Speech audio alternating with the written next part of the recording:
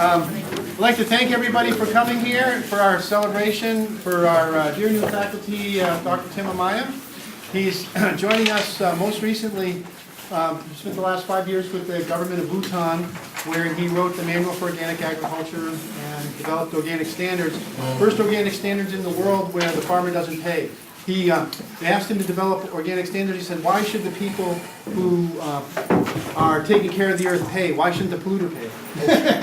So a very innovative guy. We're really fortunate to have him here. He's a PhD in biodynamic agriculture from Indian Institute of Technology. And in India, they say when MIT grows up, it wants to be the Indian Institute of Technology. And so let's welcome Dr. Tim. We have a good fortune also to work with Maharishi on the development of Vedic organic agriculture. Welcome, Tim. Thank you, Lonnie. Well, it's an honor and a pleasure, friends, to be over here. And what a warm welcome that you are giving. It makes me very emotional. I'm deeply, touched by your welcome.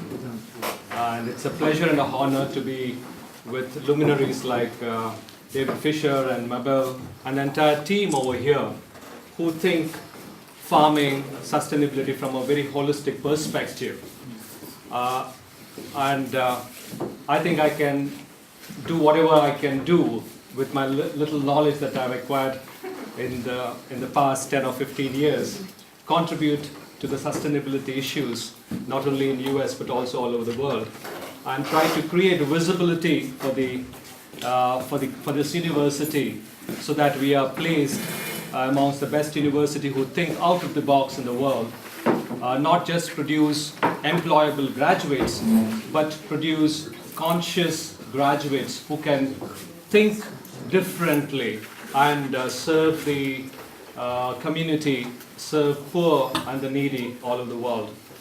I was fortunate enough to be inspired by Maharishi, say around 15 years ago.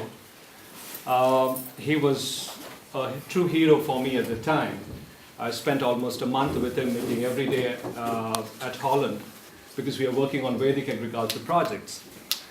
And I remember a stanza, a shloka from Bhagavad Gita, where Lord Krishna says, Yad yada charati shrestasta janataro sat pramanam tad anuvartate, which means whatever a great man does and sets as an example, the whole world follows it. I think today we are lucky to be the students or the inspirers who can emulate the knowledge of Maharishi in our daily life and also in our professional life. So I'll not make a political speech that I'm going to do this, do that, but I feel many things can be done over here.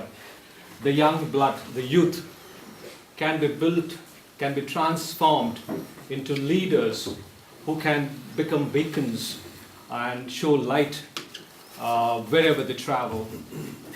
I find I don't feel what I have to speak at the moment. I feel I have a lot of promises to keep. Remember a poem from Robert Frost when he says, the woods are lovely, dark and deep. The woods are lovely, dark and deep, but I have many promises to keep. Miles before I sleep, miles before I sleep. So I wish to be actively involved in the sustainability issues over here in Bhutan, a small nation. I think I was lucky enough to build in confidence amongst the political mass and the bureaucrats to think differently from the organic perspective. So by 2020, they have taken a decision to convert the entire country as organic, and it's the first country.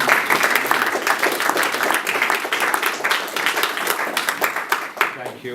And it's the first country wherein the organic certification would be the responsibility of the government itself, because any farmer who is not polluting should not be penalized or should not get into the regimen of certification and documentation and paying, and he should not be paying for this.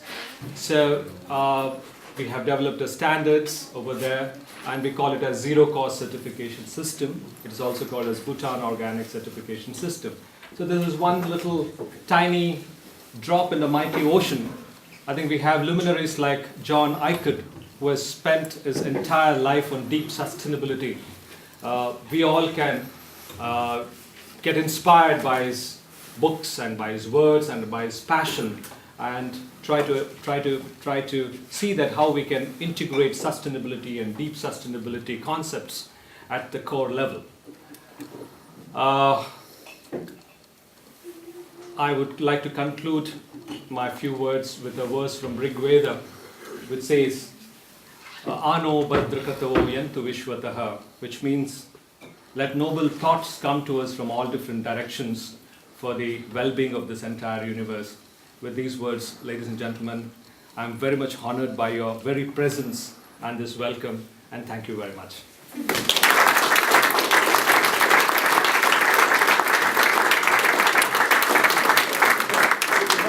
Tim to cut the first piece of cake, as is our tradition.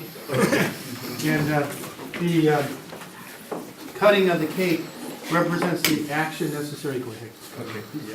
Cutting of the cake represents the action necessary to bring full enlightenment to the world through Dr. Tim and through the efforts of us here at the Sustainable Living, our small part that we have to play in that. And again, we want to thank Dr. Tim for joining us today. Please come and help us. I'll bring the cake in the back because it's a little better set up, and help yourself to cake. And we got a little music here, and please come and ask your questions. Did anybody have a quick question for Dr. Tim while he's here? While we're